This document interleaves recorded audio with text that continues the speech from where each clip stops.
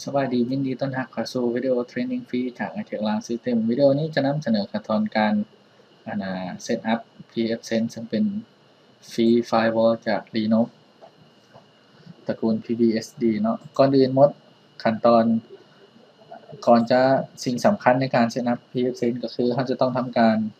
ตั้งค่าเบอร์ผู้จาก CD DVD และมีแผ่นติดตั้ง pfSense ซึ่ง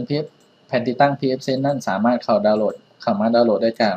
pfsense.org แล้วเข้าไปดาวน์โหลดหลังจากนั้นเลือกเวอร์ชันที่เราจะทำการดาวน์โหลดเลือก Architecture เนาะส่วนใหญ่ข้าพเจ้าจะใช้64 บิตและเลือก ISO แล้วก็ทำการดาวน์โหลดแต่เนื่องจากว่าข้าพเจ้าได้ทำการดาวน์โหลดมาเป็นที่เรียบร้อยแล้วข้าพเจ้าขอยกเลิกไปก่อนเนาะส่วนในวิดีโอนี้ข้าพเจ้าจะนำเสนอขั้นตอนการติดตั้ง pfSense ใน VMware Workstation ก่อนอื่นเราจะต้องทำการสร้าง Virtual Host เนาะ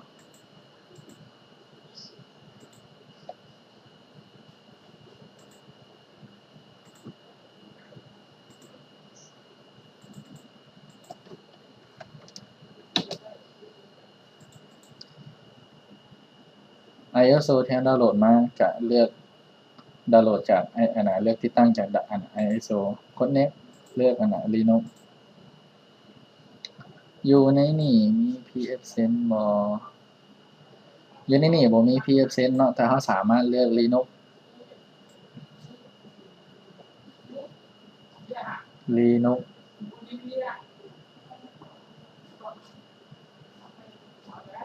เอ่อเลือก Linux Linux Linux 64 บิตเนาะเครื่องนี้2.4 ขึ้นไปใช้คำว่า pfSense กด Next ดิส8 กิก Customize เนาะCPU จัก2 คอร์4 คอร์แล้วกันจังไว้ RAM จัก2 กิกเพื่อความไวเนาะแต่ก่อนอื่นนะเน็ตเวิร์กนี่จะไปตั้งค่าเน็ตเวิร์กเนาะก่อนอื่นจะฟินิชไปก่อนแล้วตั้งค่าเน็ตเวิร์กตั้งค่าตั้งค่าเน็ตเวิร์กให้สามารถใช้งานได้จริงเนาะไปที่เมนู Edit แล้วก็แก้ไขเน็ตเวิร์กในเน็ตเวิร์กอยู่ในคอมพิวเตอร์ของเราเนาะซึ่งปัจจุบัน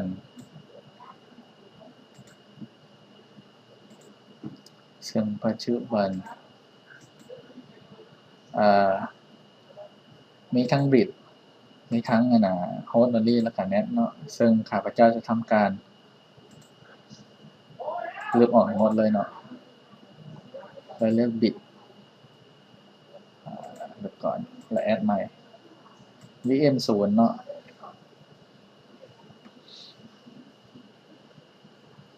VM0 Connect ไปใส่ Network Adapter หมายเลขตัวนี้เนาะหมายถึง LAN card ตัวนี้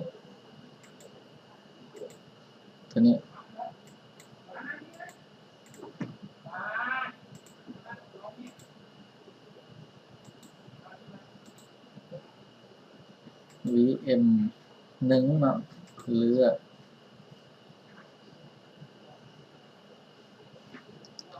ก Connect ไปใส่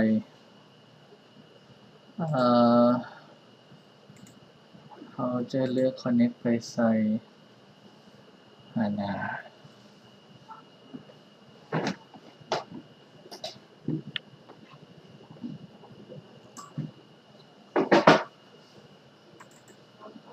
LAN card ตัวนี้เนาะ Controller ตัวที่3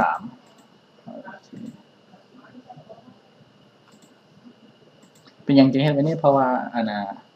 เราจะกำหนดขา LAN ขา WAN ใส่ Virtual ซึ่ง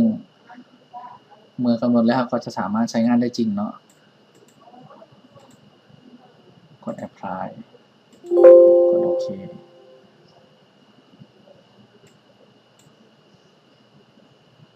สังเกตเห็นว่า LAN card อยู่นี่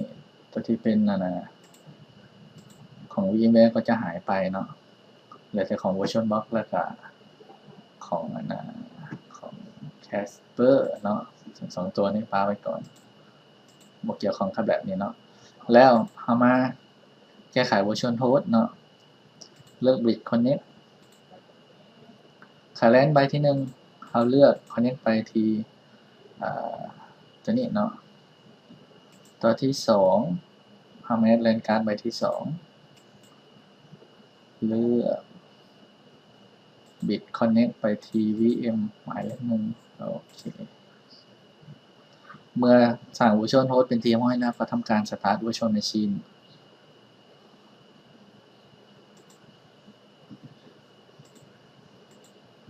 กด Enter เลยก็ได้เนาะ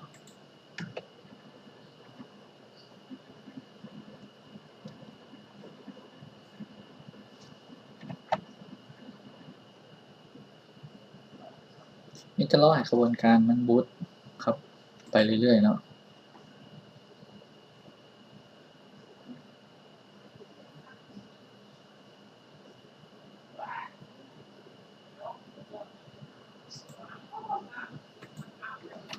กระบวนการนี้เป็นขั้นตอนตั้งค่าวิดีโอเนาะซึ่งเราบ่จำเป็นต้องเช็คก็ได้มีแต่กด Accept Setting เลือกขั้นตอนการติดตั้งแบบ Easy เนาะนี่เป็นคำเตือนถ้าเกิดว่าเราดำเนินการติดตั้งแล้วข้อมูลในฮาร์ดดิสก์จะทำการหลุดไปเนาะกดโอเคบัดหนึ่งเนาะ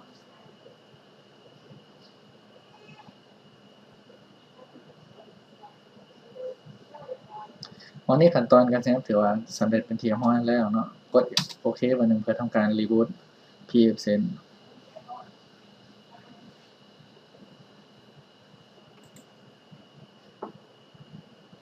รอถ่ายมันบูตขึ้นมาก่อนเนาะ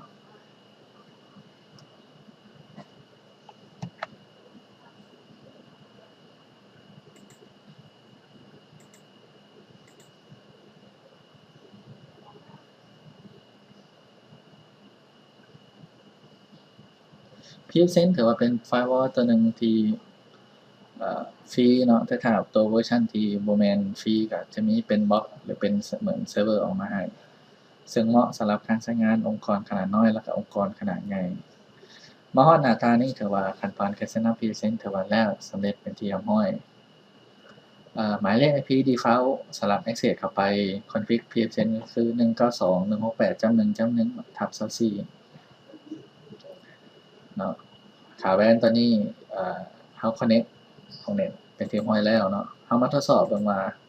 เฮาสามารถจะ config แล้วก็ access เข้าไป PFSense ได้หรือบ่เราปิดเราจะทำการ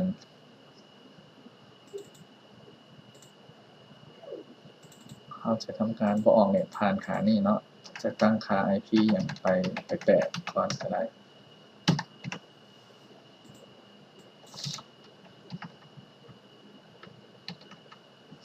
เนาะแล้วหมายเลข IP ขานี้เราจะได้หมายเลข IP ขานี้เนาะ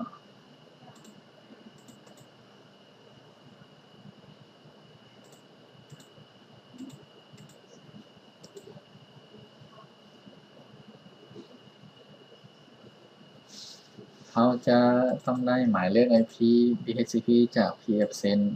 เนาะก็คือ 192.1.1 เรามาลอง access เนาะเข้า PFSense เนาะว่าเราจะ access เข้าไปได้บ่เข้าได้เนาะขาทั้ง config เบิ่งขา LAN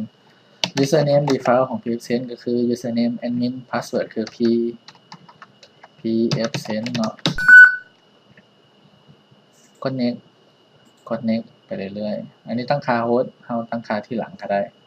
เนาะ DNS ตั้งที่หลังก็ได้หรือว่าจะใช้เป็น8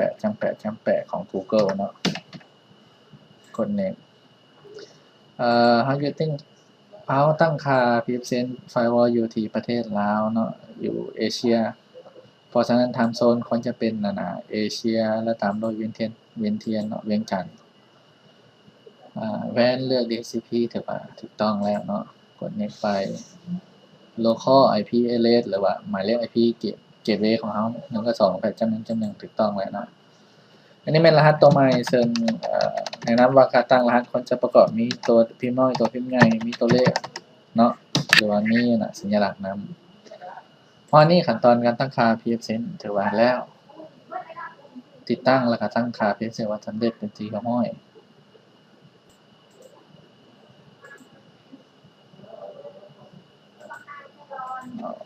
ได้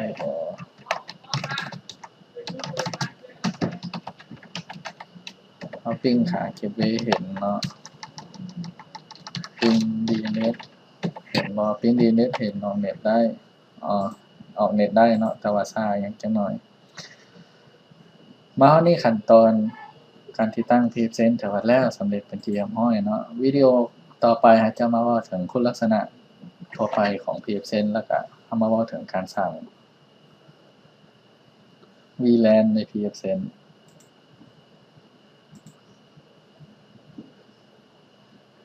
เรายังมีเวลาเหลือเนาะเดี๋ยวจะเสริมใส่PFSense ถือว่าเป็นไฟวอลตัวหนึ่งที่มีคุณสมบัติหลายอย่างโดยเฉพาะก็คือในเรื่องของไฟวอลในเรื่องของในเรื่องของ IPS เนาะและนอกจากนั้นก็คือ PFSense สามารถเฮ็ดทำการถ้าเกิดว่าเรามีอินเทอร์เน็ต2ลิงก์ PFSense มันสามารถเฮ็ดเฮ็ด High Availability หรือว่าเฮ็ดเฮ็ด Failover ได้เนาะ Failover ก็คือกรณีลิงก์อินเทอร์เน็ตลิงก์ใดลิงก์หนึ่งขาดมันก็จะสลับไปอีกลิงก์หนึ่งได้แต่ว่าข้อเสียก็คือเราจะต้องเสียเงินเช่าวงจรอินเทอร์เน็ตลิงก์สำรองไว้เพื่อนำใช้เวลาที่ลิงก์นั้นขาดบัดนี้เนาะนอกจากนั้นแล้ว PFSense ก็มีฟังก์ชันอันหนึ่งก็คือ Load Balance ซึ่งหมายความว่า Load Balance หมายถึงสามารถใช้งานอินเทอร์เน็ตทั้ง2ลิงก์พร้อมกันเพราะฉะนั้นก็ถือว่าคุ้มเนาะถ้าเกิดว่าเรามีเช่าวงจรอินเทอร์เน็ตมา2วงจรแล้วก็ใช้ทั้งในรูปแบบของ Failover แล้วก็ในรูปแบบของ Load Balancing มาวันนี้ข้าพเจ้าขอจบขั้นตอนการติดตั้ง PFSense Firewall แล้วก็การดาวน์โหลดแล้วก็คอนฟิกทั่วไปมาไว้เพียงเท่านี้เนาะ